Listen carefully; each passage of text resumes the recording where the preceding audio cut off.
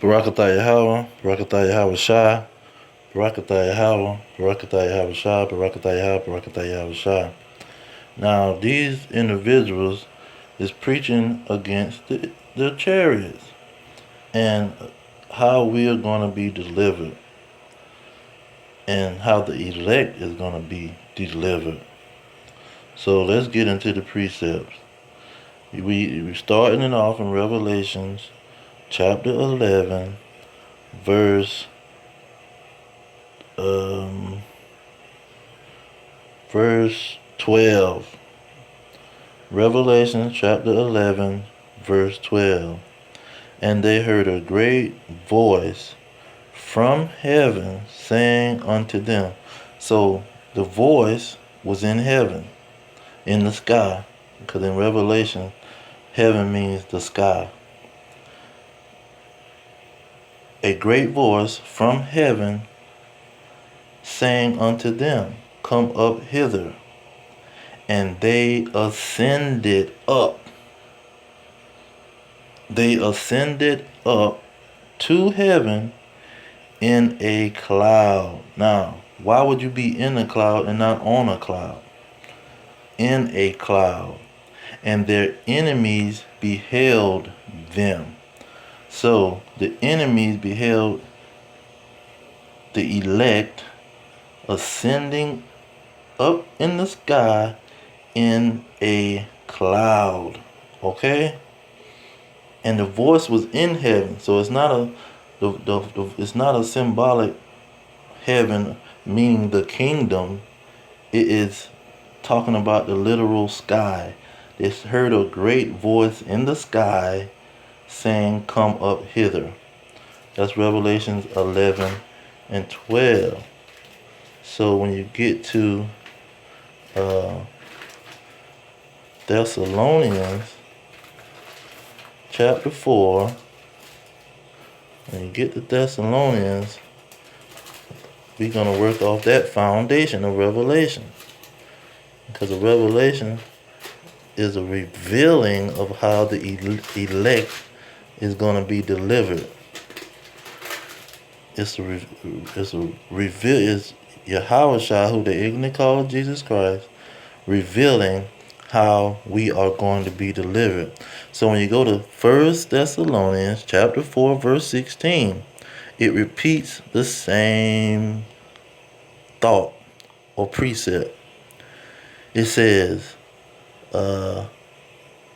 for the Lord himself shall descend. That means he's going down from heaven with a shout, with the voice of the archangel.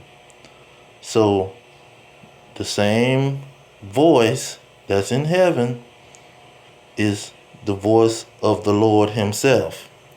Starting over in 16, 1 Thessalonians 4:16. For the Lord himself shall descend from heaven with a shout, with the voice of an archangel, with the trump of God, and the dead in Christ shall rise first. So they're going to rise. Where are you rising to? Then we, verse 17, then we which are alive. So some people are going to be dead and some people are going to be alive. The dead going to rise first. So we which are alive and remain shall be caught up together with them in the clouds. Not on the clouds, in the clouds. Why would you be in a cloud?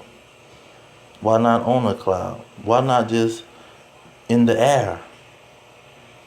You see, why put cloud in the situation if it's not a chariot?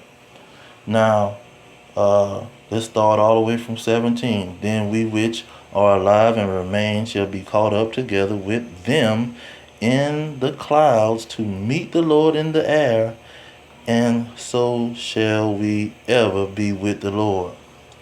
So it's the same thought, same vision.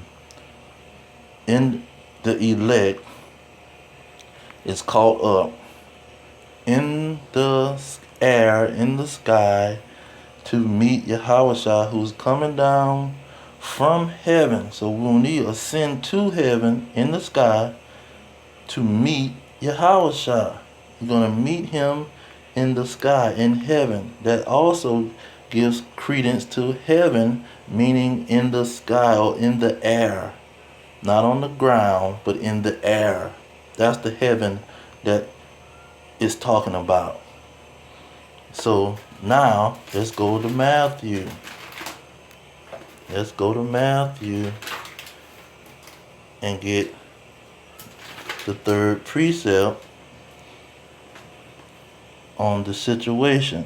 Matthew chapter 24, verse 31. No, let's start at verse 30. It says, "And then shall appear the sign of the Son of Man in heaven," in the sky. You see, the Son of Man is going to appear in the sky, and then shall all the tribes of the earth mourn, and they shall see the Son of Man coming in the clouds of heaven with power and great glory. You see, they're going to see the Son of Man coming in the clouds. Not on the cloud, but in the clouds. Now, 31, let's get to the people.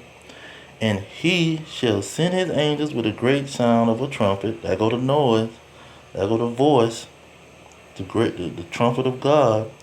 "And they shall gather together his elect from the four corners of one end of heaven to the other." So they're gonna gather the elect in the sky. That means the elect is gonna ascend when Christ is descending, like that First Thessalonians 4 said. When he's descending with the trumpet and the voice, the elect is going to be ascending. And the angels is going to gather the elect. The chariots is going to gather the elect in the clouds of heaven. See, the chariots is the clouds. They're not going to just be in a puff of precipitation. No, they're going to be inside of a chariot.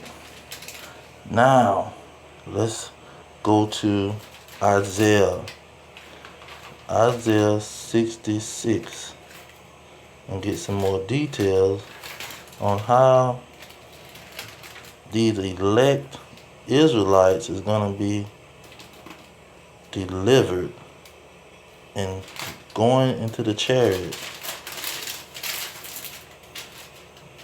Now, while we're getting 66, we're going to get Revelation.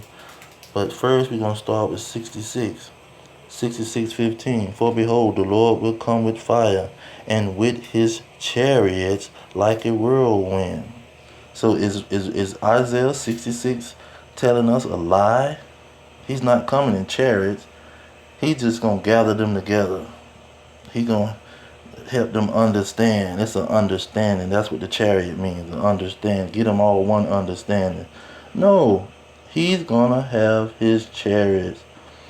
Finishing the verse, "to render his anger with fury and his rebuke with flames of fire." So we focusing on the Lord will come with fire and with his chariots. Okay, he's coming with the chariots. So we go back to Revelation.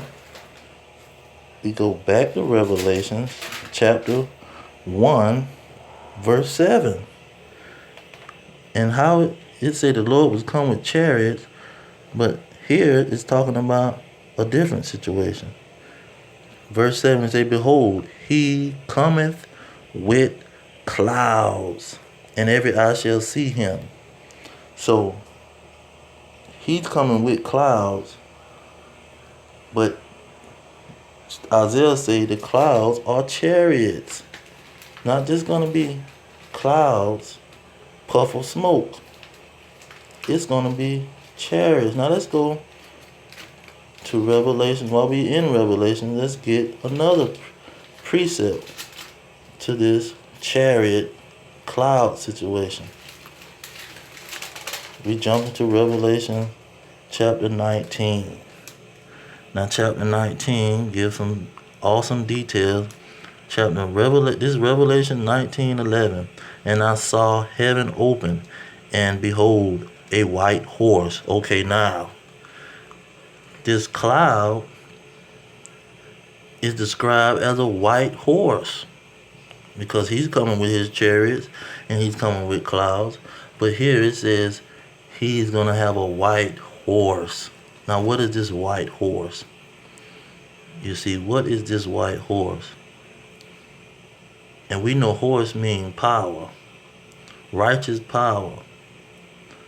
Now, let's go down because it talks about the armies that's going to be with him. It says in 14, and the armies which were in heaven followed him upon white horses. Now, how is they going to be literally horses? Because everything else talking about chariots and clouds. Okay, where we at? Okay, everything else is talking about chariots and clouds. So let's go back to Isaiah. Let's go back to Isaiah 66 and see about these horses and chariots. How the elect is going to be delivered. It all goes in hand in hand.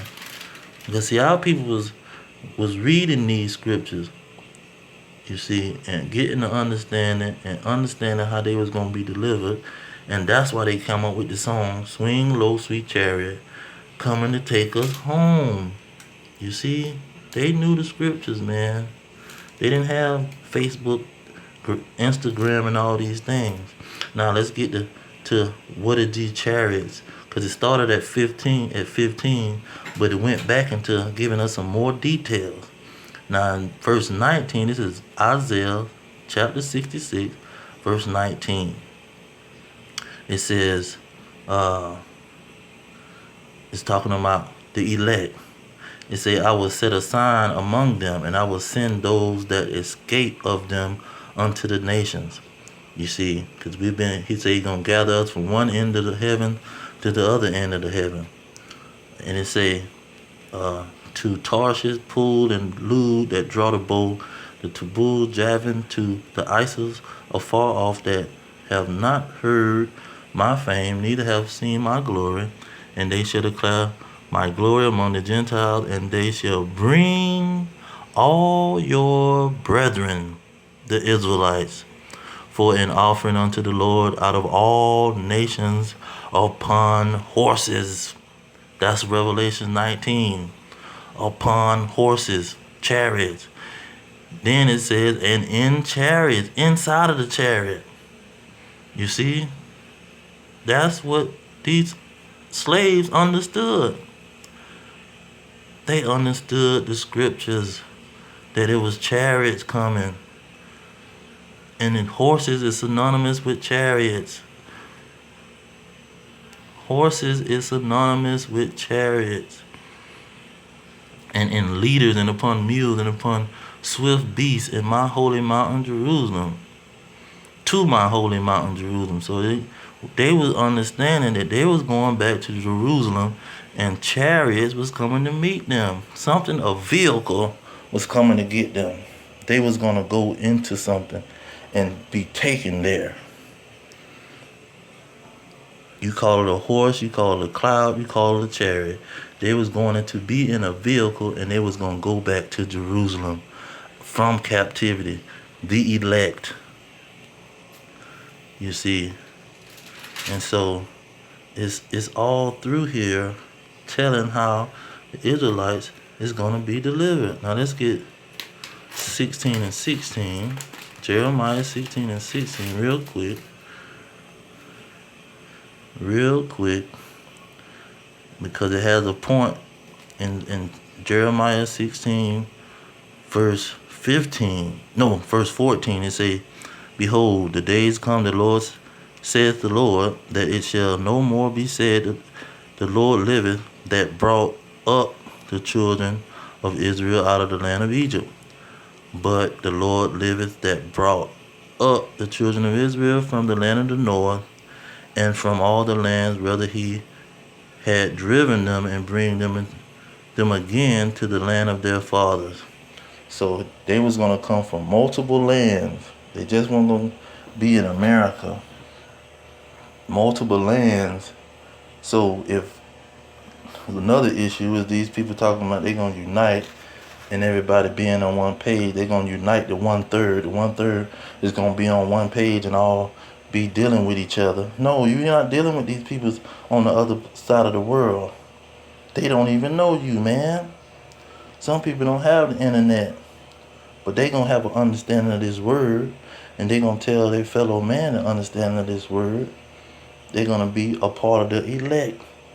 Everybody not gonna be on knowing each other and dealing with each other, you see. But he gonna have them understanding this word. He gonna send people to them to give them an understanding. And so when you look at Matthew, you look at Revelation, you look at Isaiah, the chariots, it's simple. It's plain and simple. It's self-explanatory. Now let's go to Isaiah 6:60. We're gonna end on Isaiah 60. Isaiah 60. Here we go. And I want verse 8 and 9. Isaiah 60, 8 and 9. Who are these that fly as a cloud, and as the doves to their windows? You see, they flying as a cloud. Who are these? So they are seeing something flying as a cloud. And it's a mystery because they're asking a question. It's not obvious. Verse 9, surely the ISIL shall wait for me, and the ships, okay? These are chariots, these are ships. These are ships. But they fly like a cloud, so they use cloud as a metaphor for the ships. They use cloud to give you an understanding of the ship. Surely the ISIL shall wait for me, and the ships of Tarshish first, to bring thy sons from far. The elect will be coming from afar. We're not going to all be gathered together on some property in America growing food. That's not going to happen. You coming from all over the world, and you're going to have an understanding of who you are and who Yahweh is, and of this word. It says, surely the ISIS shall wait for me, and the ships of Tarshish first, to bring thy sons from afar, their silver and their gold with them. So now you're bringing stuff with you. You're not just going to be there empty-handed. And so these people talking about spookism and the chariots and the UFO'S is spookism. No, it's in the Bible, man. It's just a vehicle. It's a vehicle that he's going to use to gather the elect. Plain and simple. The slaves even knew that. They didn't even know how to read good. They was born in captivity. They was born a slave, like Jeremiah said. He was born a slave. They didn't know how to read. Reading was outlawed. But they had enough understanding to know that it was going to be some chariots coming to save us and to take us home as the elect Israelites. Not the wicked Israelites, but the elect Israelites. But I'm going to leave it there. All praise to Yahweh, by Hashem Yahweh Shai, by Hashem Kakadash, double honors to the elders pushing the truth. Peace to the elect worldwide. The kingdom is at hand. Shalom.